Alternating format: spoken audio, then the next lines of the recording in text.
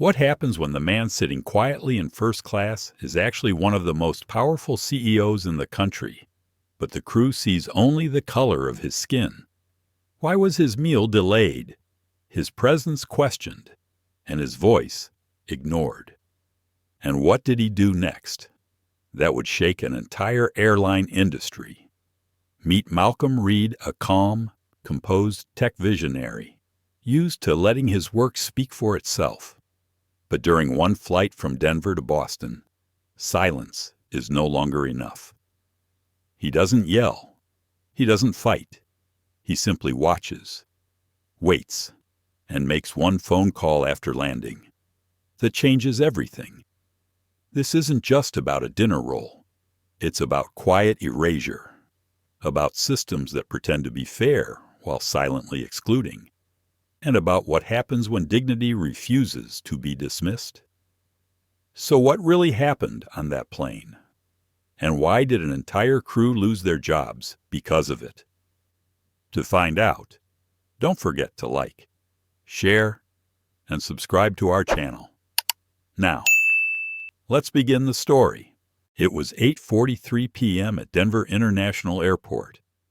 The cold February wind curled around the glass walls of Terminal C, and inside Gate 36, Malcolm Reid sat quietly by the window.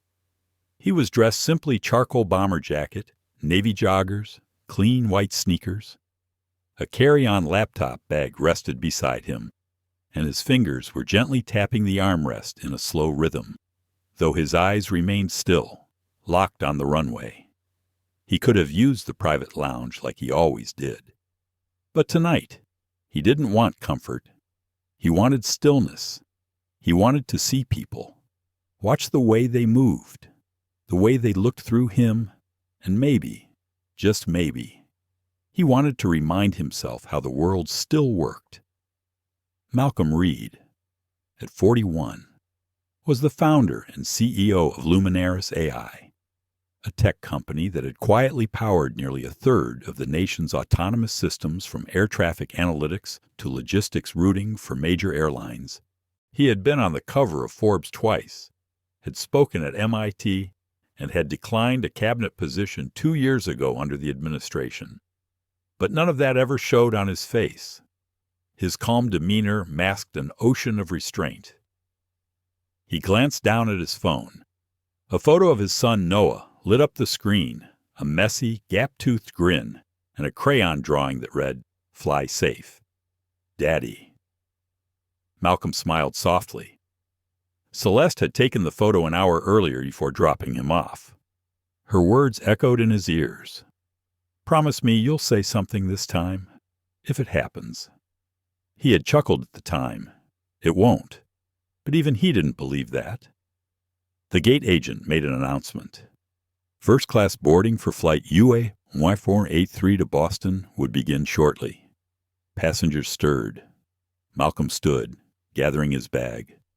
He walked toward the counter, shoulders relaxed, posture upright, moving without urgency.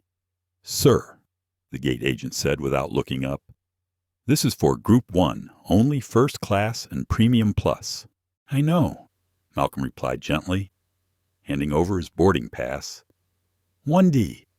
She scanned it. A pause, then a flicker in her eyes as the seat number registered. "Oh, you may proceed." He nodded once and continued down the jet bridge, feeling, not for the first time, how easily respect arrived only after confirmation. The plane was newer, a 787 with high-domed ceilings and sculpted leather seats. First class had 2 rows in a 1-2-1 layout. He found his seat, 1D, by the window on the right. A flight attendant with a pinched smile approached. "You're in 1D, she asked. "That's right." Her name tag read Lori. She scanned his ticket again, then forced a smile. "Welcome aboard." She turned on her heel before he could respond. Malcolm sat down slowly. He placed his bag under the seat and leaned back, letting the hum of the cabin fill his ears. He'd always found something meditative about the moment before takeoff, the hush before acceleration, Passengers trickled in. A man in a pinstripe suit took 1A. A young woman in influencer glam settled into 2C. A middle-aged couple with matching Bose headphones took the center seats. Malcolm closed his eyes for a moment. Then he felt it. That silence. Not the good kind. The kind that pricked at the back of your neck. The kind that hovered just long enough to be felt, but never named. He opened his eyes to see Lori speaking in a low tone to another flight attendant. A younger man, early 30s, sandy hair, stocky build. His name tag read Bryce. Their eyes flicked toward Malcolm, then away. He didn't flinch. He just watched. It was always the same rhythm, the same pattern. First the hesitation, then the assumption, then the scrutiny. Then, sometimes, something worse. He reached for his phone again. No new messages. Just a soft love you from Celeste an hour ago. He typed a reply, boarded, flight leaves in 10. As he put the phone away, a voice beside him startled him. Mr. Reid. He turned.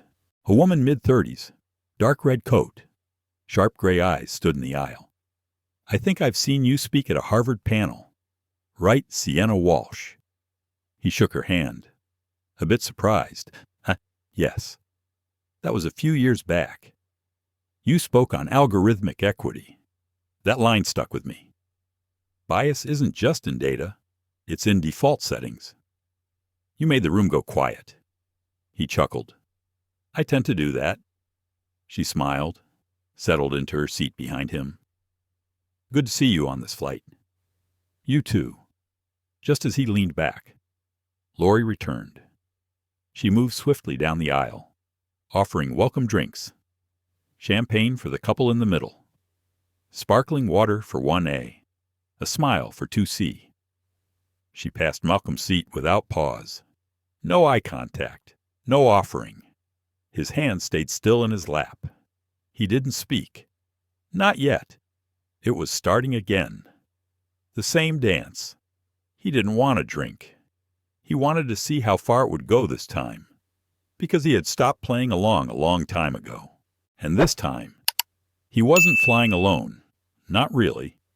Because there were eyes watching now. Witnesses. Records. History. And somewhere, deep inside the silence, something began to stir. Something was about to change. The cabin lights glowed in soft amber. That polished hotel lobby warmth meant to whisper luxury without really offering it. Malcolm Reid shifted in his seat, back straight, eyes open but unfocused. He was watching, not staring, listening, not reacting. Around him, first-class passengers settled in with practiced ease. A man in his late 50s adjusted his Rolex as he called someone named Melissa, giving loud instructions about an investment portfolio. Across the aisle, the influencer platinum blonde. Rhinestone headphones took selfies, angling her drink with precision. The older couple beside her had started a podcast about wine travel and retirement. They had matching tote bags that read drink, land, repeat. Malcolm took it in silently. It wasn't judgment, just observation. He always noticed what others didn't, the way the crew smiled wider for some, spoke softer to others. There was a hierarchy in the skies, just like on the ground. But here, it was served with warm nuts and extra legroom. The overhead bin above him slammed shut. Lori, the flight attendant with the clipped smile, pushed past another passenger and moved down the aisle with a sense of urgency that wasn't quite real. She reached row 2 and bent down slightly. Miss, would you like a warm towel before takeoff? The influencer in 2C beamed. Yes, thanks. Is it scented? Lori nodded with a sweet tone. Malcolm hadn't heard her use. He waited. His row remained untouched. Bryce, the male attendant, returned from the galley. He carried a tray with neatly folded towels and moved toward row 1. As he passed Malcolm, he hesitated, just slightly, like someone considering something, then choosing not to. He gave a towel to the man in 1A, then turned back without acknowledging 1D. The space between them seemed to thicken. Sienna, from the seat behind, leaned forward just enough for her voice to carry without being loud. "Excuse me," she called out gently. "Would it be possible to get a towel in 1D as well?" Bryce turned. For a split second, he looked confused. Then he smiled, strained. "I'll check," he said, already walking away. Malcolm didn't move. He glanced at Sienna. She looked away, as if embarrassed for asking. He didn't blame her. This was how it always started. Little things, skipped details, excuses made of air, subtle enough to dismiss, but frequent enough to suffocate. The intercom crackled. "Ladies and gentlemen, this is your captain speaking. I'm Captain Dean McAllister. Welcome aboard flight UA 483 to Boston. We're just waiting on one final luggage check and should be in the air shortly. Sit back, relax, and enjoy your flight." Malcolm's jaw tightened slightly. Dean McAllister. He knew the name, or more accurately, he knew the file. There were things Malcolm saw that others didn't, not because they couldn't, but because they weren't looking in the right places. As CEO of Luminaris AI, he didn't just oversee software.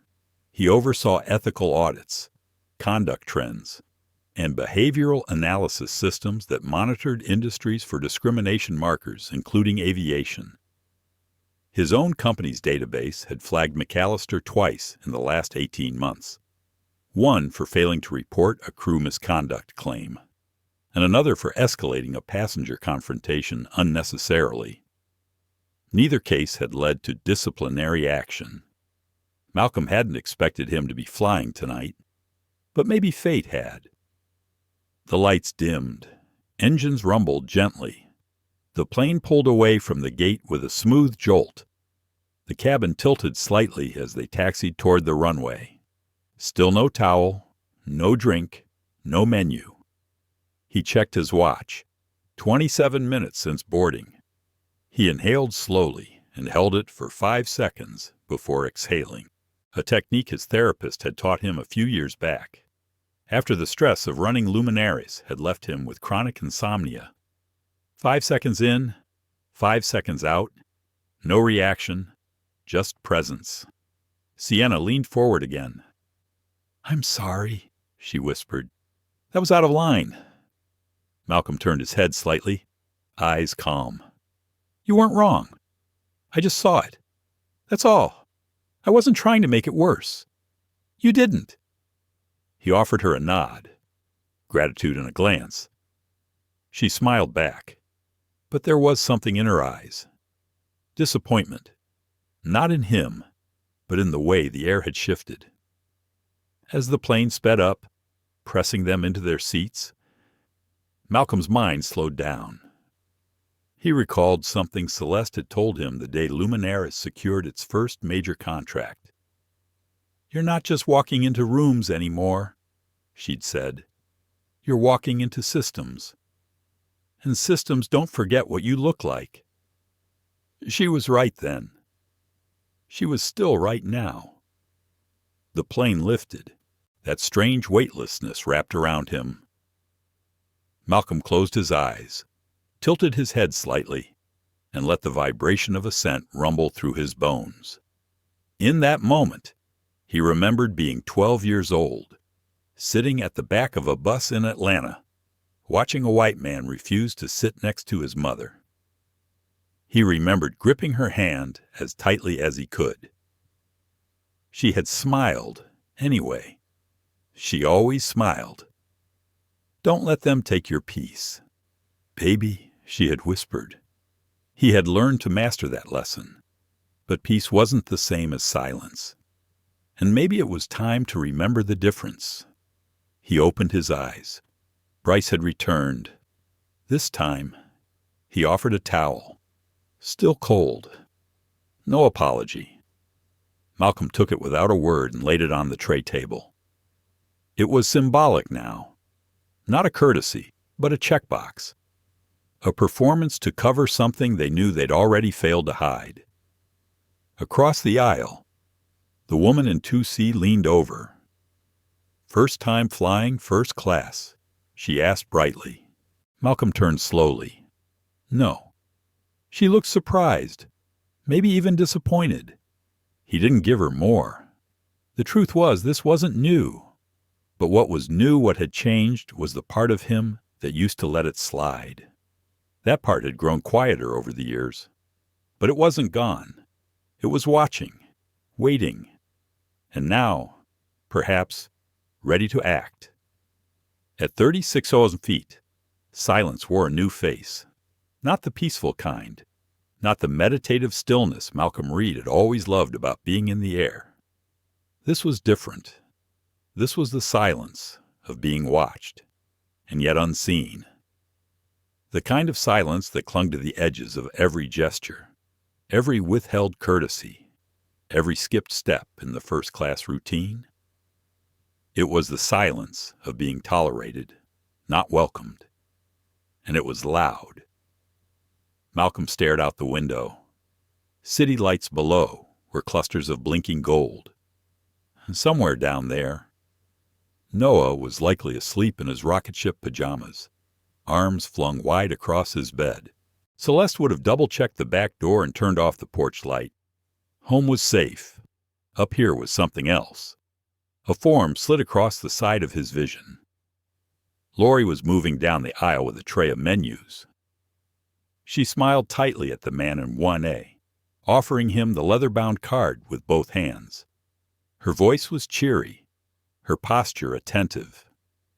Then she moved to the couple in 1B and 1C, offering them theirs. She stepped past 1D without a glance. Malcolm didn't look up. He watched her reflection in the window instead. It moved like a shadow, carefully skipping his row. Behind him, Sienna shifted in her seat.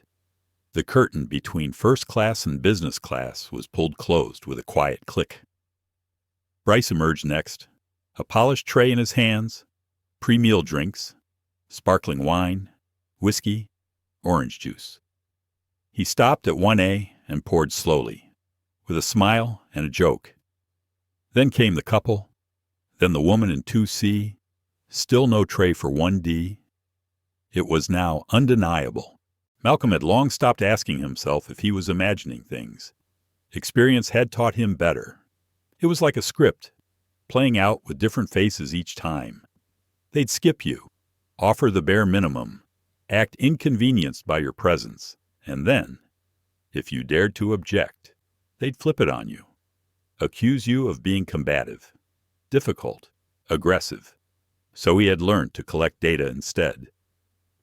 He opened his phone and tapped a folder labeled UA1-483. Inside were timestamp notes, quick observations, photos, nothing invasive, just evidence, just proof. 9:12 p.m. Skip for towel, 9:18 p.m. Skip for drink, 9:37 p.m. No menu offered, 9:42 p.m. Crew avoids eye contact. He tucked the phone away quietly. There was no rage in him, just resolve. Bryce returned to the galley and emerged again a few minutes later with the first meal trays. Aromas of buttered salmon and grilled beef filled the cabin. Malcolm's stomach growled softly. He hadn't eaten since lunch. The couple across the aisle unfolded their napkins like a ritual. The woman laughed as she snapped a photo of her plated fillet, posting it immediately with the caption, "Mile High Dinner Date." Bryce leaned across to hand her a dessert menu and said, "We also have warm lava cake, if you'd like something sweet to end." She giggled, "You read my mind." Then he stepped past Malcolm again. No tray, no acknowledgement. Lori followed behind with a second cart. She stopped next to Malcolm's seat. At last. Eye contact. Her smile didn't reach her eyes. "I'm afraid we're out of our usual entree options," she said. "But I've managed something simple." She handed him a small plastic tray wrapped in cellophane. Inside was a plain dinner roll, a packet of butter, and a cup of water. No entree, no napkin, no silverware, no dignity. Malcolm looked at the tray, then up at her. Something shifted behind his eyes. Not fury, not shock. A stillness so pure it bordered on chilling. Laurie mistook it for acceptance. She moved on. He placed the tray down gently, reached for his phone again. He opened the message thread with Lana Torres, his executive assistant.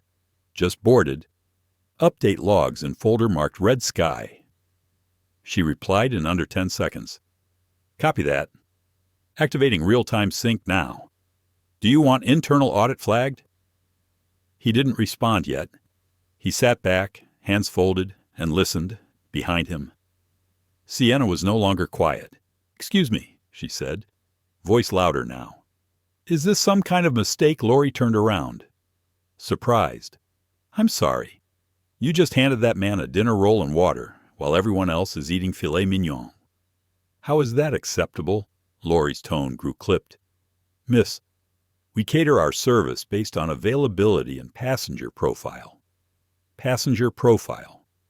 Bryce stepped forward, clearly picking up on the tension. "Is there an issue?" Malcolm spoke now, his voice quiet but steady. "I believe she's asking a fair question." Bryce's eyes narrowed slightly. "Sir, if you're unsatisfied with the meal, we can log a complaint after landing." "I'm not unsatisfied," Malcolm said. "I'm documenting." That made them pause. Bryce blinked, documenting what Malcolm didn't answer. He didn't need to. Sienna, now visibly fuming, said, "I've flown United dozens of times. I've never seen this happen to a first-class passenger. Never.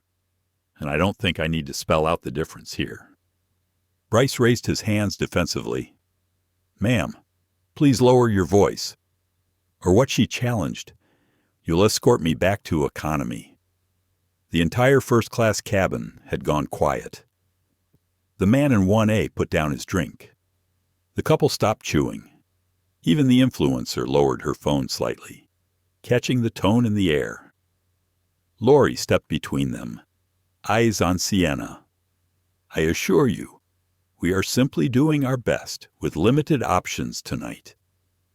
Sienna shook her head. "I don't think this is about options," she said. "I think it's about assumptions." She looked at Malcolm. "And I think they picked the wrong man tonight." Malcolm didn't smile, but in his eyes, something unspoken passed between them. Acknowledgement, gratitude, and a silent pact. He reached into his bag and pulled out a slim, black tablet. As the crew retreated to the galley to regroup, Malcolm began typing, not angrily, not frantically, but with the calm purpose of someone who had been here before. Behind the screen, a live report was forming. Internal alert levels were rising. Algorithms would now be pulling the crew's prior interaction logs, past passenger complaints, FOA records, behavioral drift flags. The silence had turned into motion, not loud, but undeniable. And this time, it was not going to be ignored. The air inside the first-class cabin had thickened, not with temperature, but with something heavier, something unspoken, tension, laced with humiliation, suspicion, and silence. The kind of silence that vibrated just under the surface of polite smiles and napkin folds. Malcolm Reid sat quietly in seat 1D, hands resting on his thighs, back straight. The untouched tray with the single dinner roll and a plastic cup of water still sat on his table like a bad joke waiting for a punchline that would never land. He hadn't touched it. He wouldn't. Sienna Walsh remained behind him in 2D, arms crossed, jaw clenched. She had not returned to her podcast or her in-flight reading. She was watching, observing, from across the aisle. The woman in 2C the influencer with the rhinestone headphones glanced toward Malcolm, then quickly looked away. Her lips twitched like she wanted to say something, but fear or discomfort stopped her. She returned to her rosé and shrimp cocktail. That was always the story, Malcolm thought. People who saw it. People who knew, but people who also didn't want to get involved. Bryce appeared again with a bottle of white wine in one hand, 2 glasses in the other. He poured for the couple in 1B and 1C first, chuckling with the woman about pairing it with sea bass. Then he crossed over to the influencer. "Would you like some Sauvignon Blanc with your appetizer, miss?" he asked. She nodded and smiled like she was in a commercial. Bryce poured the wine smoothly and turned to head back toward the galley. He didn't offer Malcolm a glass. Didn't even glance his way. Malcolm leaned back in his seat and inhaled through his nose. Not because he needed the air, but because every breath was a way to stay anchored. He wasn't new to this. He'd seen it play out in boardrooms, lobbies, restaurants, and luxury hotels anywhere status was assumed by image before merit. The quiet resistance, the carefully coded disrespect, the denial disguised as oversight. But this time it was different. This time, there were witnesses, and this time, the ground beneath them was shifting. His phone buzzed. A message from Lana. Receiving flagged data from onboard behavior stream. 3 patterns match prior audit trails. Shall we elevate to Tier 2 review? Malcolm tapped back. Wait, let it breathe. He didn't want an overreaction. He wanted the truth to be so unmistakable it couldn't be spun or softened. Across the cabin, the man in 1A finally spoke. He was mid-50s, well-groomed, with gray temples and a steel watch that matched his tailored suit. "I've flown United for years," he said, loud enough for the front rows to hear. "Never seen service this uneven before." Lori appeared from behind the curtain, smiling too tightly. "Is there something I can assist you with, sir?" He gestured toward Malcolm. "He's in the same cabin, same fare class. Why does his tray look like it came from a middle school lunch line?" Her smile faltered. "Our catering system is currently—" "No, it's not," he interrupted, "because my wife just asked for a second helping of risotto and got it without hesitation. So why is he sitting there like a ghost?" Lori's eyes shifted to Malcolm. Still calm, still watching. The influencer finally spoke. "Honestly, I thought it was a dietary choice," she said, though her voice was tight. "But now, it's clearly not." Sienna folded her arms tighter. "So we're all seeing it now. Right, it's not just me losing my mind back here." Bryce stepped out of the galley, his tone defensive. All passengers have the right to submit formal complaints if they're unsatisfied with any part of their service experience.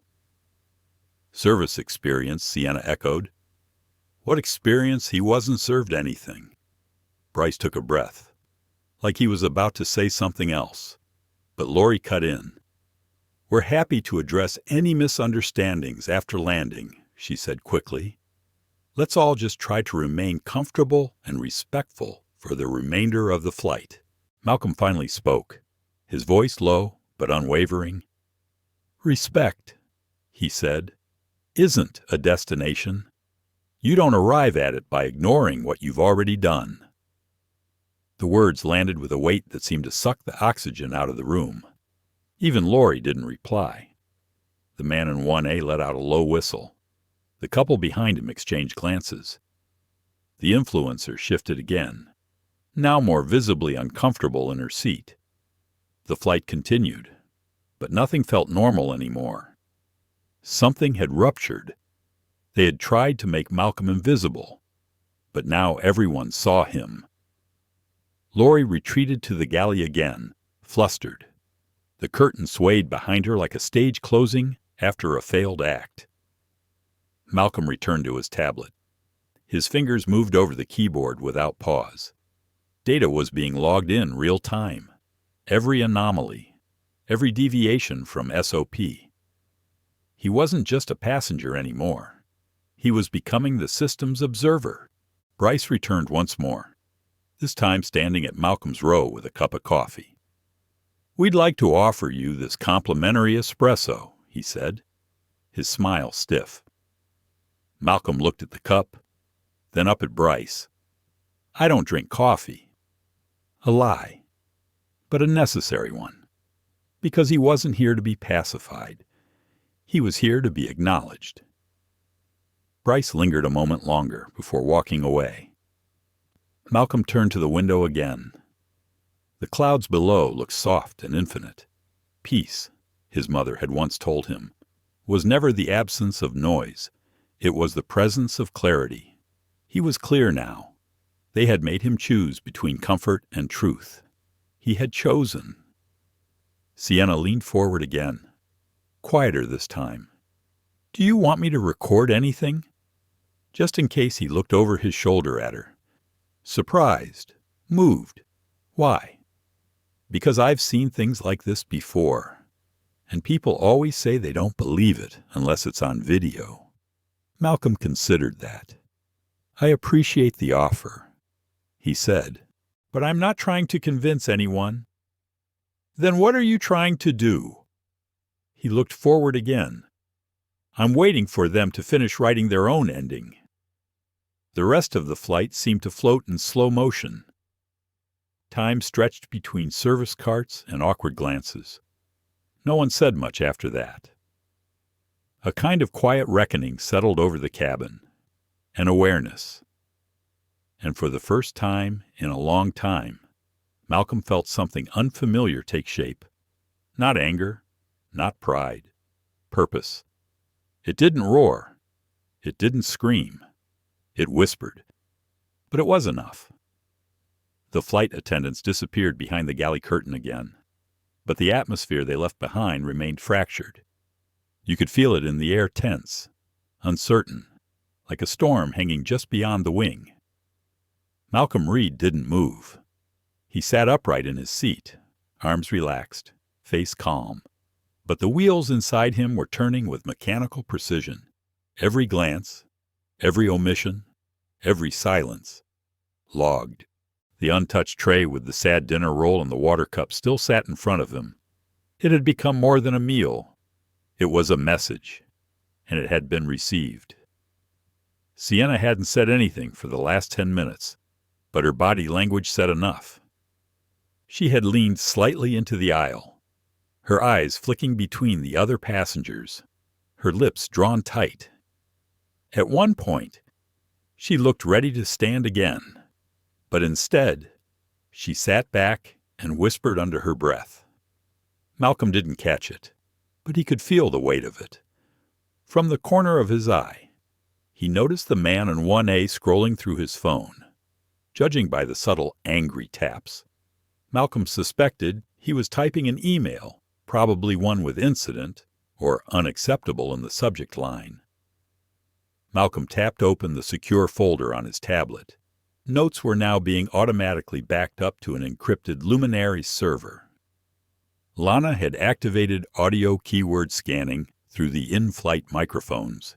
That was only possible because Luminaris had recently partnered with Skycom, the very system powering United's real-time analytics. And Malcolm had built the audit layer himself. He wasn't just the wrong man to mistreat. He was the one man who would actually do something about it. His screen pinged softly. Lana cross-check complete. Lori Halston had 2 prior bias complaints. Neither escalated. Bryce Jenner, 1 de-escalation failure. No official reprimand. Captain Dean McAllister flagged last year. "Do you want to activate the red light protocol?" Malcolm's finger hovered over the keyboard. "Not yet," he typed. He wasn't here to punish. He was here to make them visible. That was always the hardest part. Bias didn't wear a name tag. It didn't shout from across the room. It slipped in through policies, through systems, through smiles.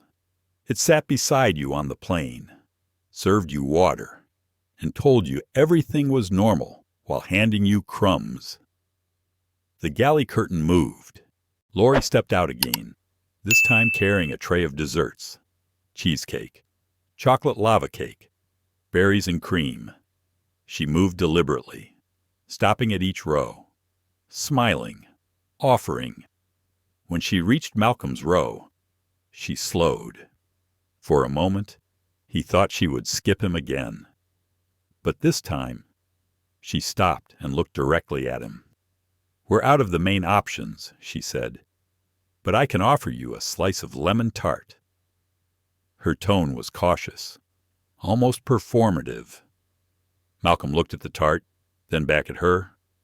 "I'll pass," he said. Her face didn't change, but the corner of her lip twitched. Not guilt, not remorse, annoyance. She moved on. Across the aisle, the influencer shifted. She tapped something into her phone and lifted it just high enough to capture a discreet photo of Malcolm's untouched tray. Then she posted it. Malcolm didn't ask her to. He didn't have to. The hashtag she used would soon ripple across timelines. Bread and bias. It would take less than an hour to trend. Back in the seat behind him, Sienna took out her notepad. She didn't pull out her phone, didn't type a tweet. She wrote longhand, deliberate, later.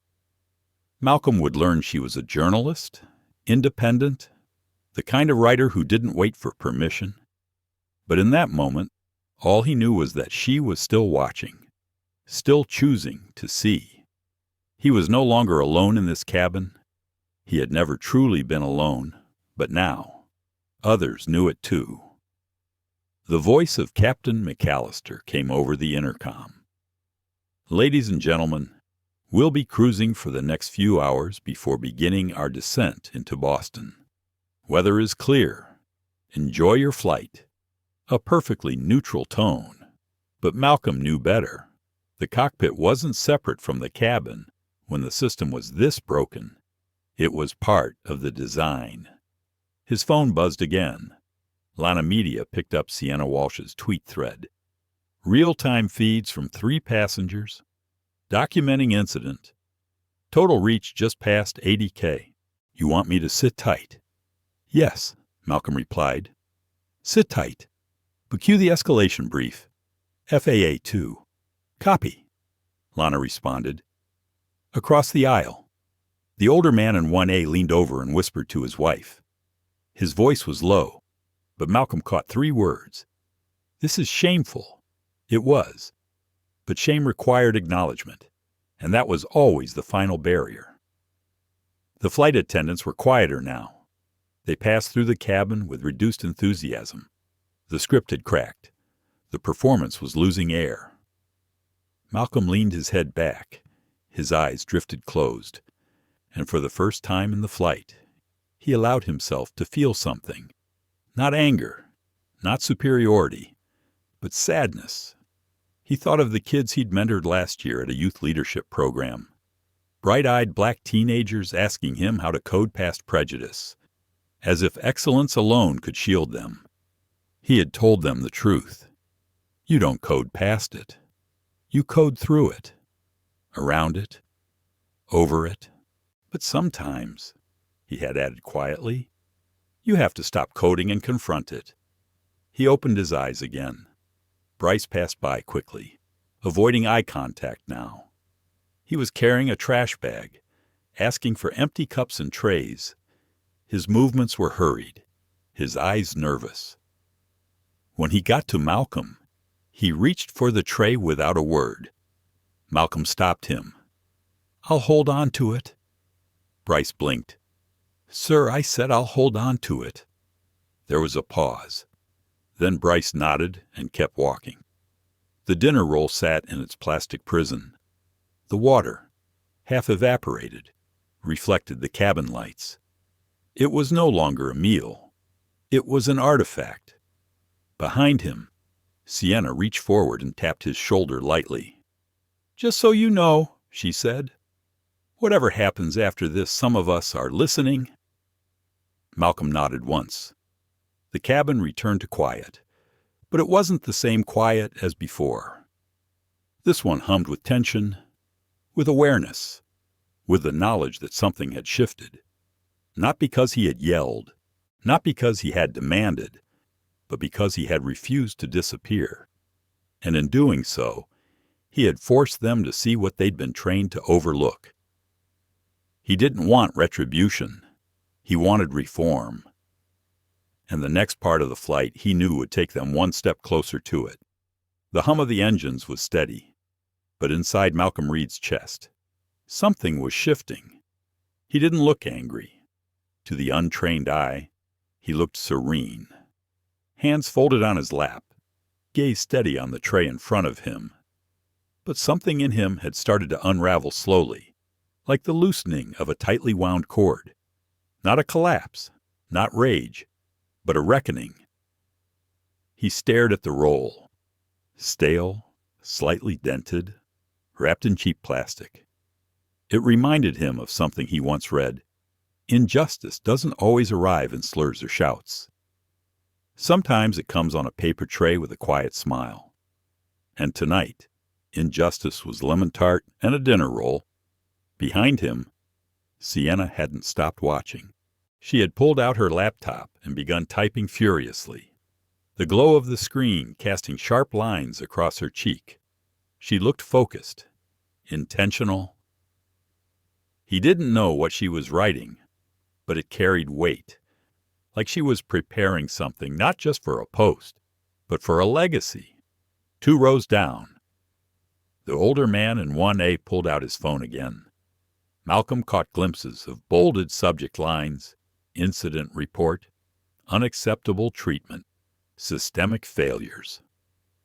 The words swam in and out of view, and Malcolm allowed himself a quiet, invisible breath of gratitude. He wasn't alone in this. He had never been. He just hadn't always been believed. The curtain to the galley rustled again. This time, Lori emerged alone. Her smile was gone. Her face looked flushed, and her steps lacked their earlier confidence. She stood in the aisle for a moment, pretending to rearrange a magazine in the front seat pocket. But Malcolm knew she was checking the cabin, measuring the damage. She had lost control of the narrative. Malcolm turned slightly and met her gaze. It was brief, but unyielding. Lori quickly looked away. He tapped on his tablet. "Lana, begin compiling preliminary personnel file summaries. Include historical data. I want a full picture before touchdown." "Copy that." She replied, "FAA alert and standby. Live feed now mirrored to internal ethics team." And just like that, the wheels beneath the surface were moving. It was easy to forget how quickly truth could spread when it wasn't silenced. When passengers began seeing him, they stopped seeing only themselves. A chime sounded overhead. The seatbelt sign blinked on, though the flight remained smooth. It was a subtle move, something the crew could point to later if asked why they were limiting service. Control, Malcolm thought. They were trying to regain control. Bryce walked the aisle a few minutes later, offering hot towels for refreshment before descent. He dropped one in 1A's lap, then moved to the center seats. When he got to Malcolm, he paused. Their eyes met. "Would you like a towel, sir?" he asked, voice measured. Malcolm considered him. For the first time tonight, the question sounded genuine. Maybe not an apology, but close. Malcolm took the towel. "Thank you." Bryce gave a tight nod, then moved on. Behind him, Lori hovered for a moment, hesitating. Then she approached slowly, her voice soft. "Mr. Reid, I just want to say if there were any misunderstandings earlier, It wasn't intentional. He looked up at her, not with bitterness, but clarity. Misunderstandings don't skip rows. Lori, they follow patterns. She blinked. I didn't mean I know, he said gently. You never do. Lori stood there for a second longer, frozen, unsure how to respond. Then she retreated again. Malcolm turned toward the window. Outside, the sky was dimming into indigo. The sun had begun to fall below the curve of the earth. Shadows stretched over the clouds. Twilight, that fragile space between light and dark, it reminded him of how the world worked. There were bright moments, obvious, loud triumphs, but most change happened here in the quiet in-betweens, the moments people wanted to ignore. His mind drifted back years. He remembered a dinner party in Silicon Valley. A well-meaning investor had asked him how it felt to be an exception. An exception. Like he had broken through gravity instead of being born with wings. That word had haunted him more than any insult, because it disguised itself as praise. The pilot's voice returned over the intercom. Ladies and gentlemen, we'll be starting our initial descent in about 20 minutes. Please begin securing your belongings. Sienna leaned forward and spoke softly. They're nervous now. He nodded slightly. They should be. I've seen this before, she added. They'll offer something last minute. A voucher, a phone call, a polished apology. I don't want a gesture. Malcolm said, I want reflection. Her voice dropped lower. Will they ever really see it that way, he thought for a moment. They will, he said. When there's consequence. Another ping on his tablet. Lana Media is escalating. Influencers post hit 500K reach. Press requests incoming. FAA has been alerted quietly via protocol shadow file. We'll be ready. Excellent, Malcolm replied. He looked around the cabin one more time. The older man in 1A raised his glass slightly, a wordless salute. Sienna smiled faintly behind her screen. The influencer was typing again another post. Another wave momentum. He hadn't asked for it, but it had found him. He touched the tray again, gently sliding the dinner roll back toward the edge.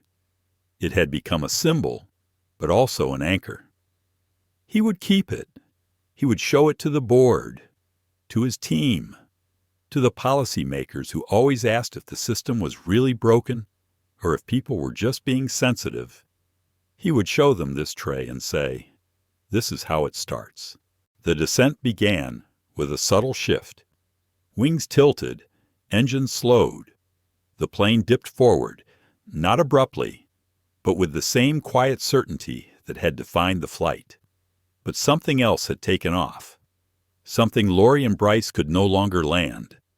And Malcolm Reid, he was just getting started. The cabin lights dimmed to a dusky blue as the descent into Boston began. Outside, the last threads of sunset peeled across the sky like fire streaks over velvet. Malcolm Reid adjusted the strap on his watch, not to check the time, but to ground himself. He had been on hundreds of flights. Cities blurred into each other. Runways all looked the same.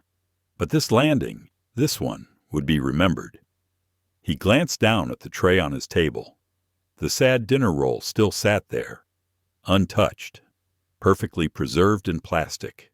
The water had grown warm. The tray had become a quiet monument to everything they still didn't understand. He could feel the tension pulsing in the space around him. The other passengers remained quiet but attentive, like an audience that had been forced to stop clapping and start listening. The woman in 2C, who hadn't spoken since posting the now viral photo, was hunched forward, eyes fixed on her screen.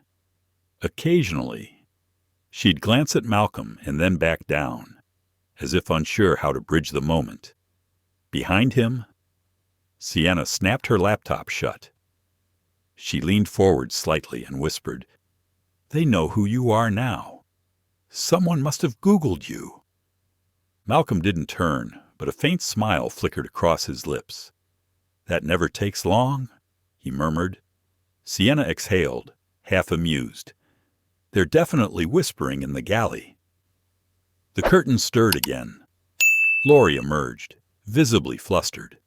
Her steps were too quick, her face paler than before. Bryce followed closely, holding a small notepad in one hand.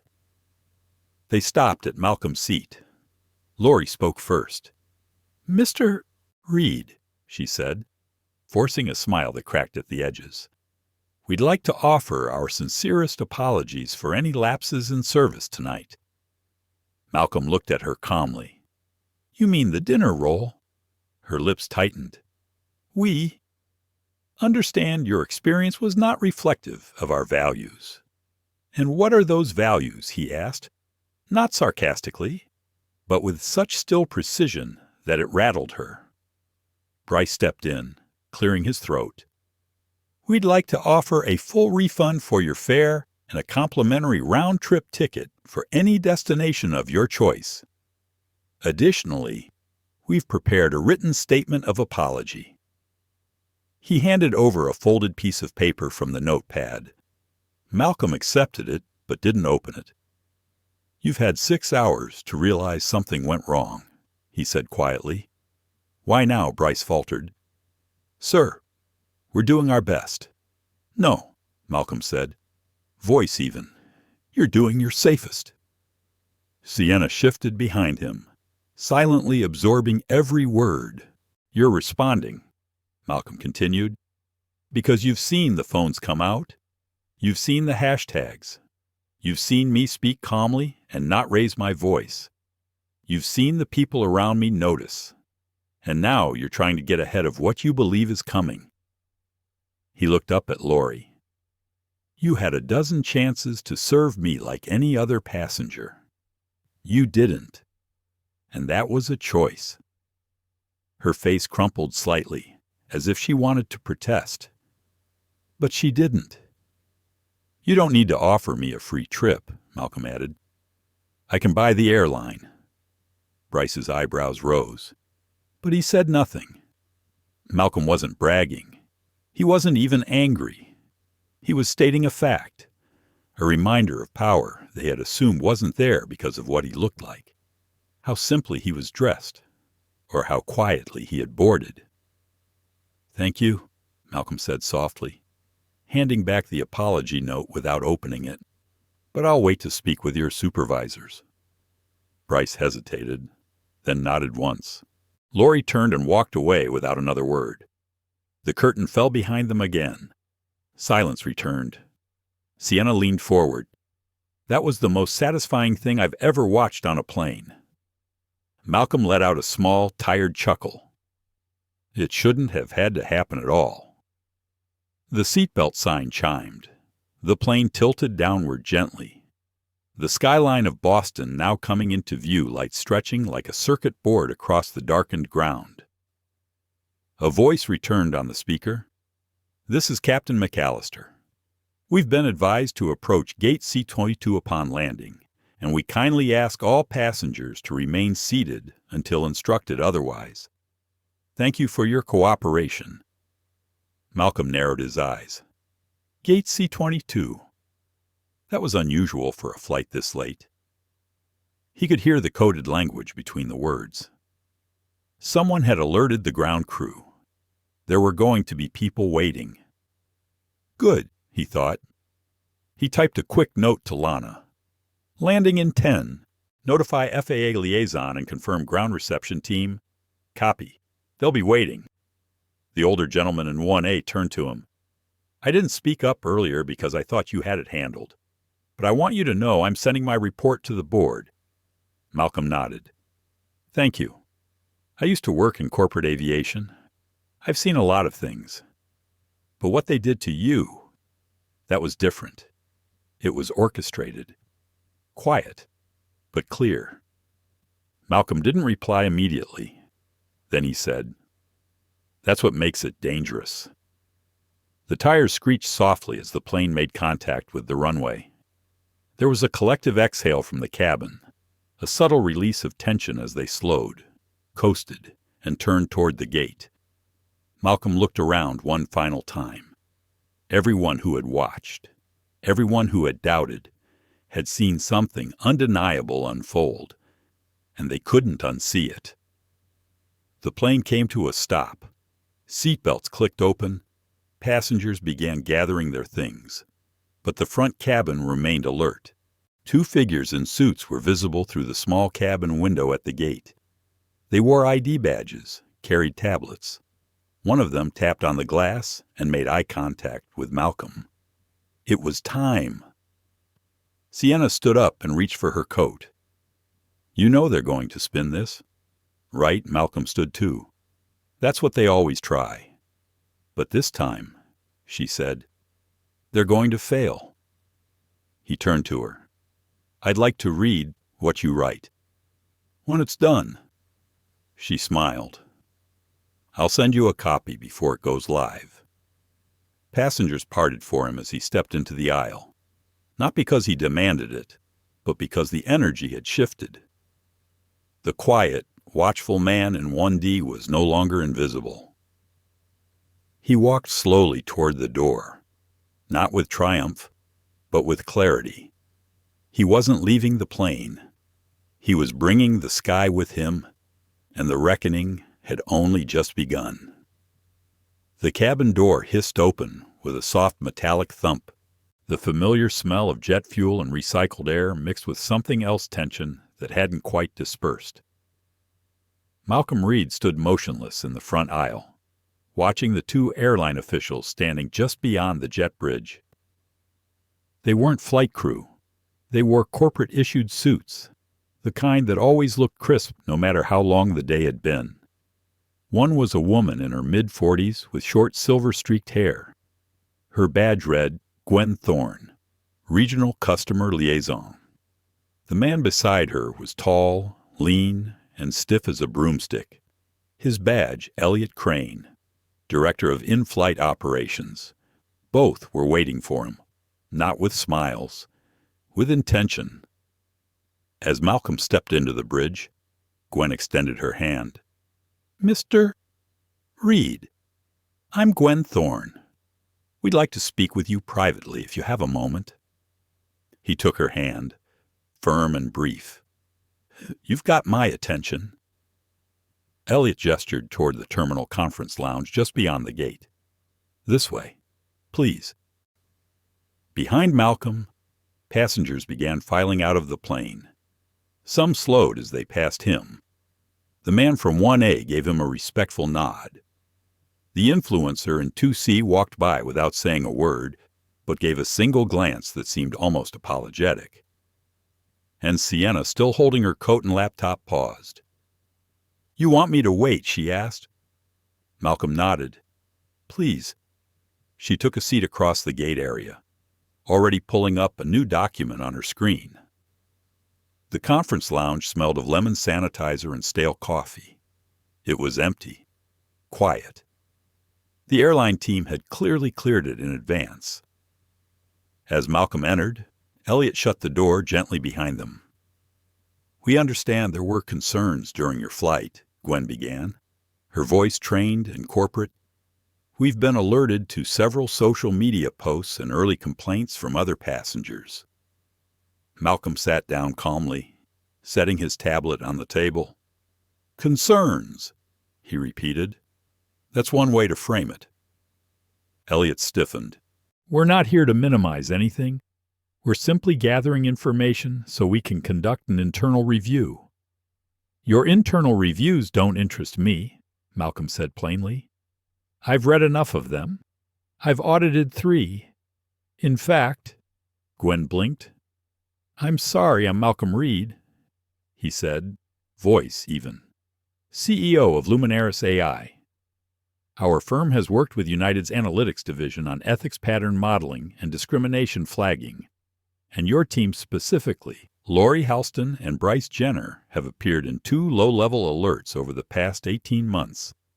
Tonight, those alerts were confirmed.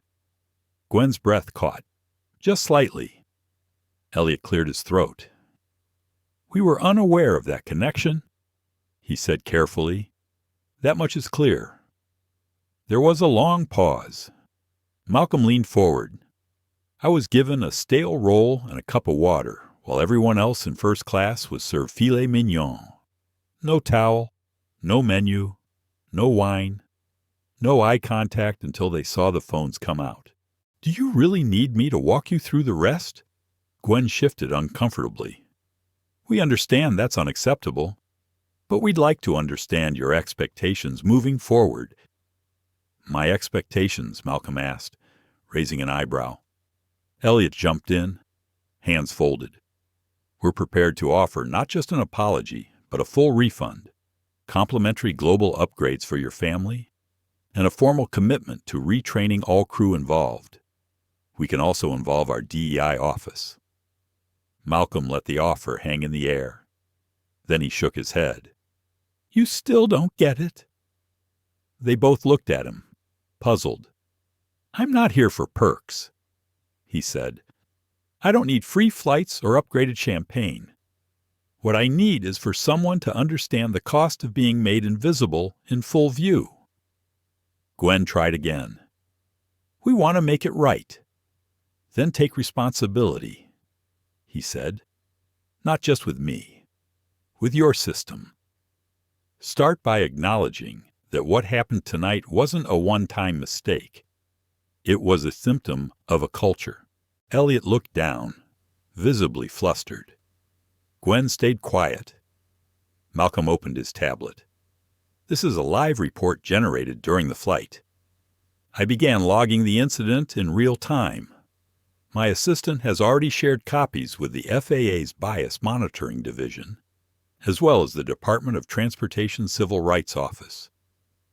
I've also flagged the event internally with our ethics board, and tomorrow morning, Luminaris will publish a public statement outlining the incident, along with a policy review proposal for all aviation clients." He paused, letting it sink in. "I suggest you get ahead of that story." Gwen's voice was softer now.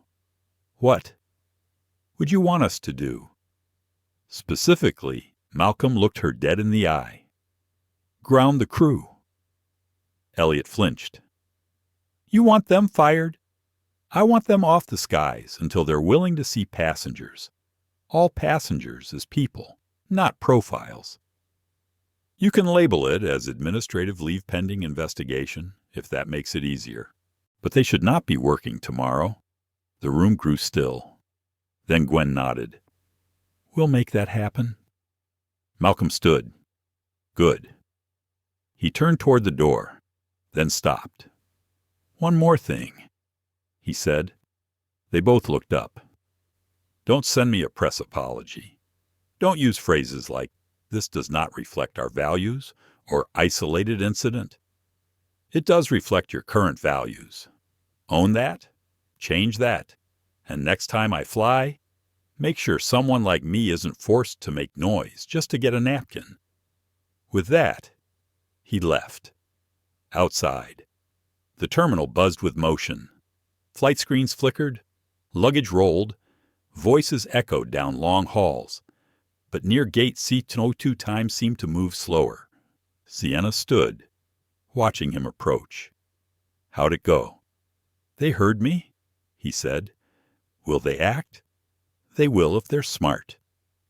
She fell in step beside him as they moved through the concourse. "You know, I've covered a lot of discrimination cases," she said. "But what I witnessed tonight, that was different. It wasn't loud or aggressive. It was clinical, polished." Malcolm nodded. "The most dangerous version." They reached the escalator. As it carried them down, she looked at him carefully. "What are you going to do next?" He smiled faintly. "Catch a car home, hug my son, then write a policy proposal that makes sure this flight doesn't become someone else's story." She extended her hand. "Thank you for not just letting it go." He took it, for seeing it when others looked away. They parted at the baggage claim. The dinner roll was still in his carry-on, a symbol of silence, a seed of change, and somewhere deep inside. Malcolm knew this wasn't just about a meal denied. It was about the right to exist fully unapologetically, even 30,000 feet in the sky.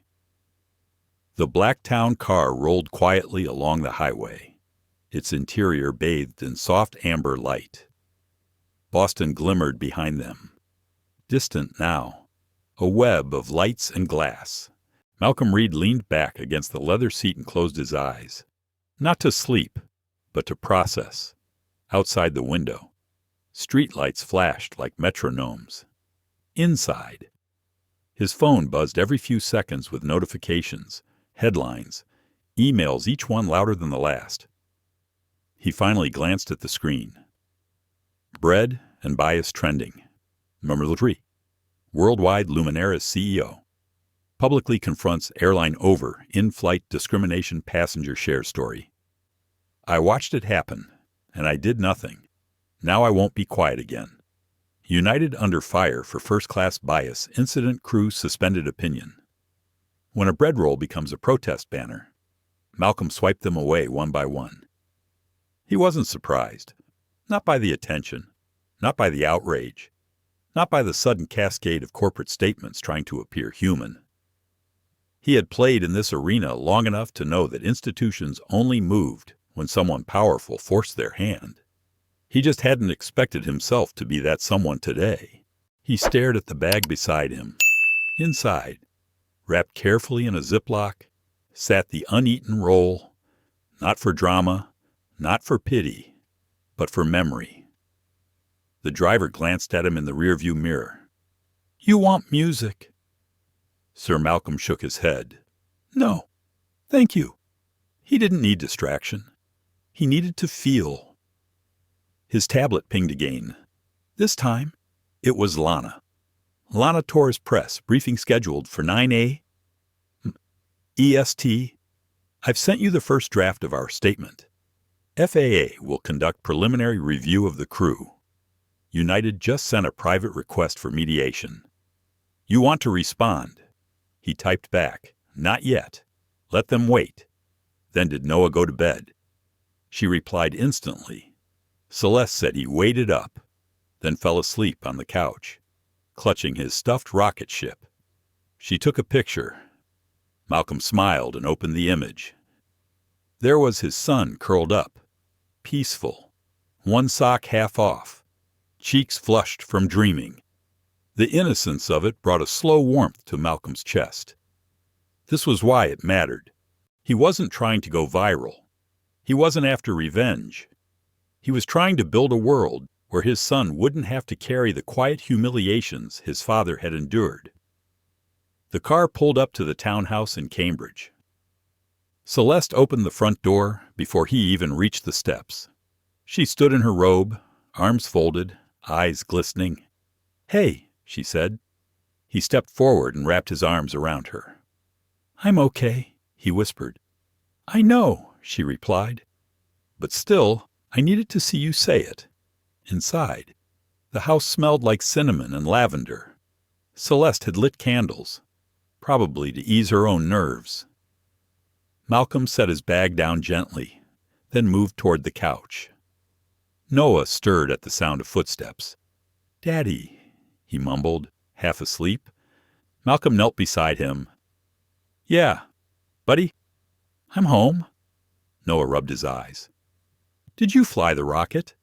"Not quite." Malcolm chuckled. "But I did something important."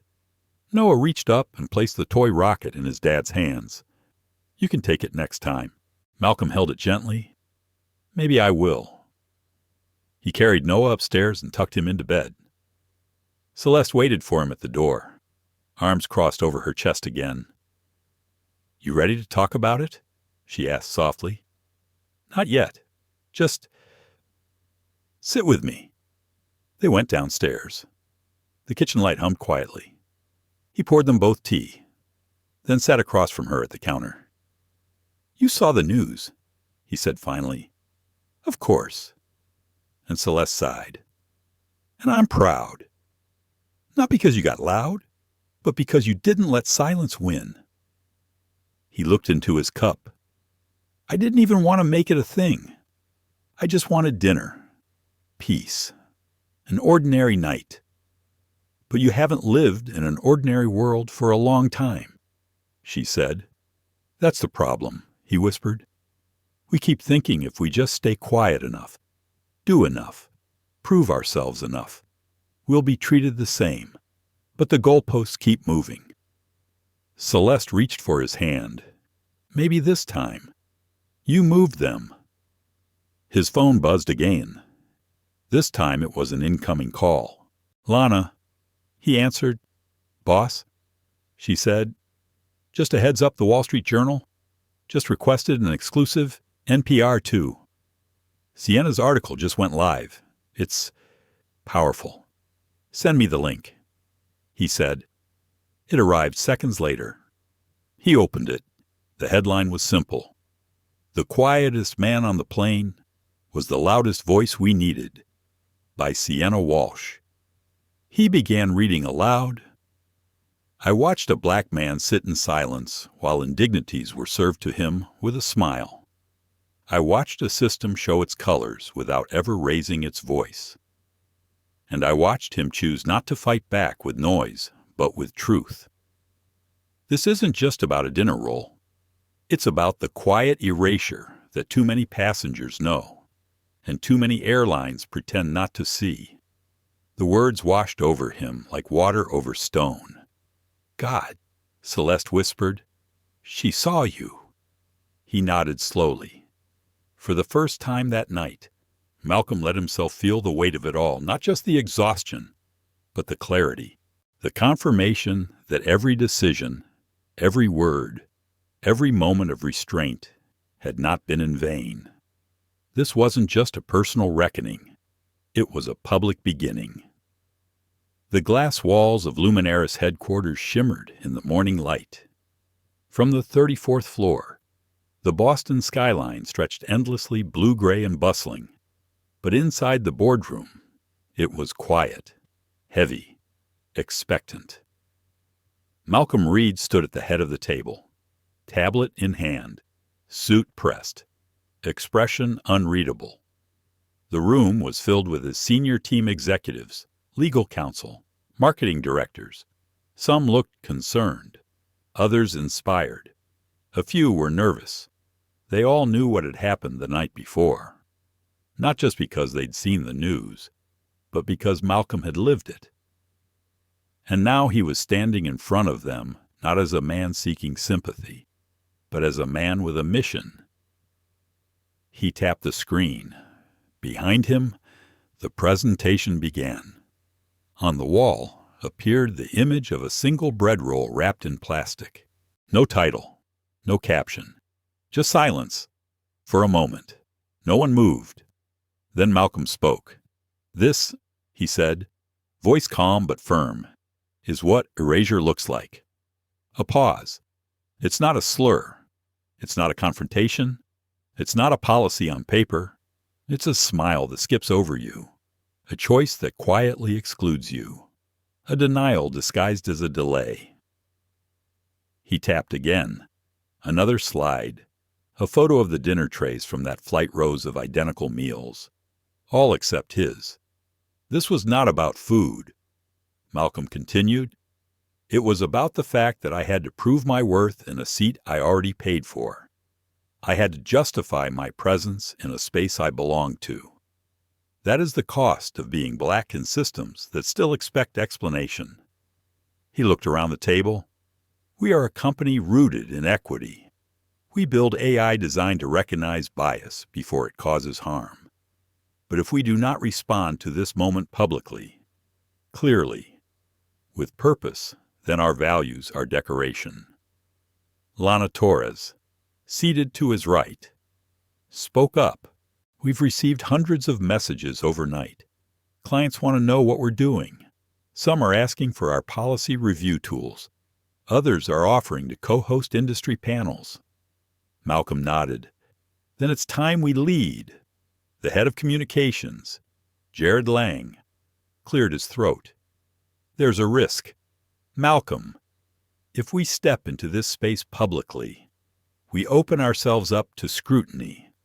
I welcome it, Malcolm replied. We should be scrutinized.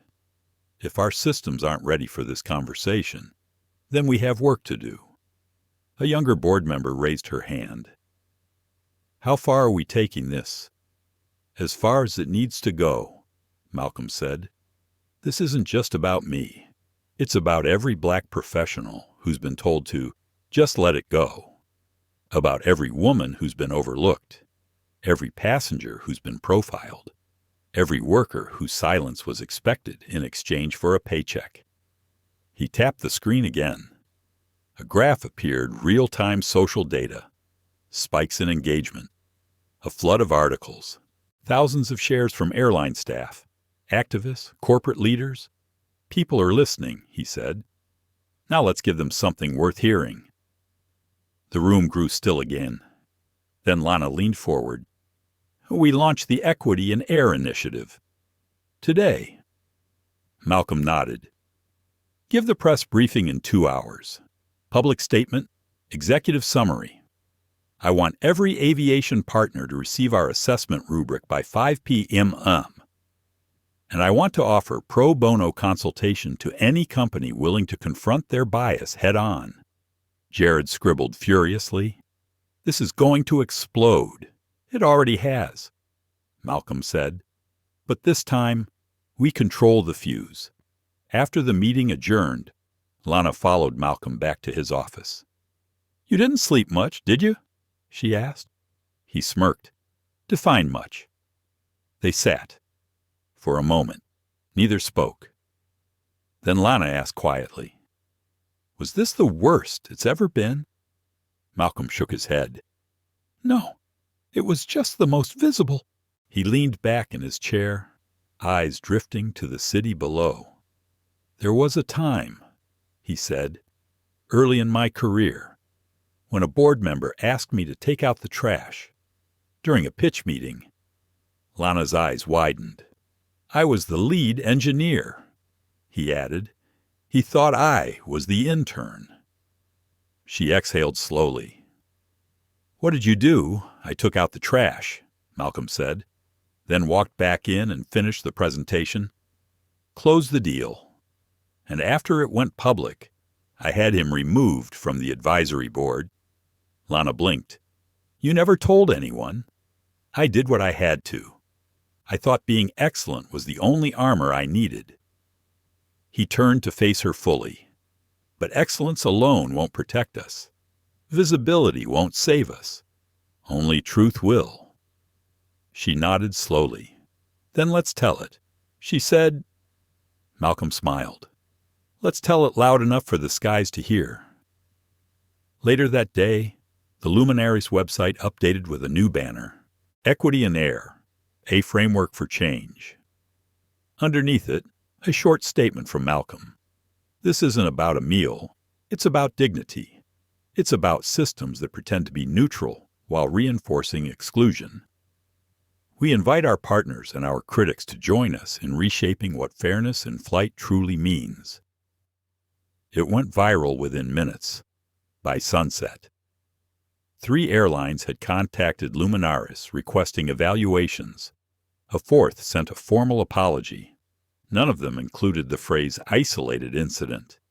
And somewhere in a quiet townhouse in Cambridge, a 6-year-old boy named Noah pointed at the screen and said, Daddy's on the news. Celeste smiled. He is, she said, because sometimes, when someone takes your plate, you build your own table. The days that followed were a whirlwind. The Luminaries press release had been picked up by every major outlet from the New York Times to CNN. Phrases like systemic bias in the skies, first-class injustice, and the bread roll heard around the world flooded news tickers and social feeds. The Equity in Air initiative had sparked not only conversations, but internal reckonings. Some airlines responded quickly, requesting audits and pledging change. Others remained silent, and a few resented him. Malcolm Reid sat in his corner office, the morning sun slanting through the glass walls, casting long shadows across the oak table. In front of him were printed screenshots, comments, articles, op-eds, some supportive, some skeptical, some vicious. Lana entered quietly, holding 2 coffees. "You saw the latest one?" she asked, setting a cup in front of him. Malcolm nodded. The op-ed from a retired airline executive had gone viral overnight. It questioned Malcolm's motivations, calling his public actions an opportunistic media play under the guise of social justice. He read the final line again. Mr. Reid may be a tech visionary, but he should stay in his lane. If he wanted better service, perhaps he should have spoken up, not weaponized silence into spectacle. Malcolm stared at the words. Stay in your lane. It echoed louder than any insult. It was the same old gatekeeping in new packaging, polished, disguised as critique, but soaked in condescension. He looked up at Lana. "Did you see this part?" She nodded. "I did. And I think he's scared." She said, "They all are. Because you didn't just complain. You showed them the mirror, and they don't like what's in it." Malcolm took a deep breath and sipped his coffee. His phone buzzed. A message from Celeste. "Don't let them shrink your voice. They're loud because they're afraid it's working." He smiled faintly, then turned to Lana. "Prep a response." She blinked. "To that article?" "No," he said. "To the idea behind it. The idea that when people speak with calm, when we don't scream or march, we must not be serious. That civility is weakness." He stood up and paced slowly. "I've been quiet most of my life, always calculating, always aware. Not because I lacked courage, but because the room always got colder when I entered it too confidently." He stopped at the window. "But I won't apologize for being measured. That's not weakness. That's discipline, and it terrifies them." Lana was already typing. "What's the headline?" she asked. He looked back at her. "Silence is not permission." That afternoon, the editorial went live on Luminaris' site. It wasn't defensive. It wasn't inflammatory. It was direct. To those who call restraint a performance, let me be clear, silence is not agreement. It is observation. And sometimes, it is the most powerful protest of all. I did not seek this moment, but I will not surrender it either. Because the skies belong to all of us, not just those who expect compliance in exchange for comfort. The peace was shared by civil rights leaders, journalists, even flight attendants who had once feared speaking out themselves. But with the spotlight came new tensions. 2 longtime Luminaris partners privately expressed discomfort. They asked to pause collaborative projects until the media storm settles. One of them, a major airline data contractor, implied they may reconsider their contract altogether if Malcolm continued politicizing industry dynamics. Malcolm read the email 3 times, then called an emergency meeting with his executive team. As they filed into the conference room, the energy was tense. Everyone had felt the shift. Support had turned to scrutiny. Praise had stirred pushback. Jared Lang, head of comms, looked uneasy. "We knew this might happen," he said. "When you confront power, it flinches. But now some of our allies are flinching too," said another director. "We could lose contracts, revenue, influence. And if we fold now," Malcolm asked quietly, "what do we keep?" No one answered. He continued, "Movements don't die because of critics. They die because of fear, because people confuse discomfort with danger." He stepped forward. "I didn't set out to become a symbol. I didn't ask to become a trending hashtag. But now that we're here, we either carry it forward or we waste it." Lana nodded slowly. "So what's the plan?" Malcolm turned to the screen and pulled up a map. On it were pins, airports across the country. We expand equity in air into a traveling workshop. Partner with DEI teams, airline unions, gate agents. We bring the training to them, not just policies, but conversations. A few heads nodded. He pointed to a section marked in red. And I want to include regional airports too, the smaller flights, the commuter planes. Discrimination doesn't only live in first class. It lives at every boarding gate where someone feels invisible. The room slowly began to shift. What had started as hesitation was turning bit by bit into resolve. "Let's roll it out next month," Jared said. "We'll need sponsorship." Malcolm smiled. "I'll fund the first tour myself." "You sure? I've never been more sure of anything." Later that evening, Malcolm stood alone in his office. The lights of Boston sparkled in the distance. He reached into his desk drawer and pulled out the Ziploc bag again. The bread roll was still there. He stared at it for a long moment. Then he whispered, "Thank you. Not to the bread, but to the moment, to the line that was crossed, to the silence that broke everything open, and to the journey it sparked. One that wasn't over yet." Malcolm Reid stood at the departure gate of Logan International Airport, watching a new group of travelers prepare to board. He wasn't flying today. Not for business, not for protest. He had come simply to observe. The airport hummed with the usual sounds announcements, suitcase wheels, muffled conversations, but to Malcolm, it sounded different now. Or maybe he was different. He looked around the terminal, eyes scanning the faces, families juggling kids and boarding passes, solo business travelers glued to their phones, elderly couples leaning into one another as they shuffled toward the gate, all of them moving through a system that was supposed to serve equally, but rarely did. "Mr. Reid." He turned. A woman stood a few feet away, medium height, olive-toned skin, shoulder-length black curls. Her hands were shaking slightly as she stepped forward. Sorry. I don't mean to interrupt. I recognized you." Malcolm smiled gently. "That's okay." She exhaled, nervous. "I was on your flight, the one where everything happened. I was in row 12. His smile faded into quiet recognition. "I remember. You had the baby who wouldn't nap." She laughed, relieved. "Yes, that was me." She paused, then continued. "I didn't say anything. I saw what was happening up there, but I didn't say a word. I just kept rocking my son and pretending I didn't notice."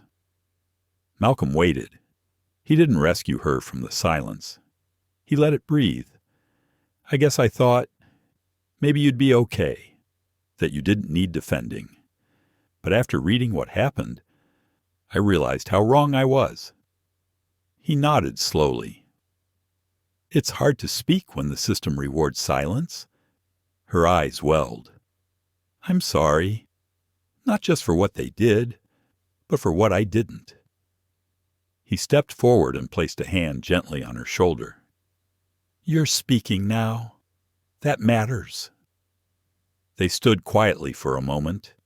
Then her name was called over the intercom. "Group 2 boarding." She offered one last glance, then disappeared into the crowd, baby in arms. Malcolm turned back toward the window. Outside, a plane taxied slowly down the runway, its nose pointed toward the horizon. That night, back home, Malcolm sat in his study with Noah curled beside him on the couch. "Daddy, are you famous now?" the boy asked sleepily. Malcolm chuckled. "I don't think so, but people talk about you a lot." "They're not really talking about me," Malcolm said. "They're talking about something that's been broken for a long time." Noah blinked up at him. "Can you fix it?"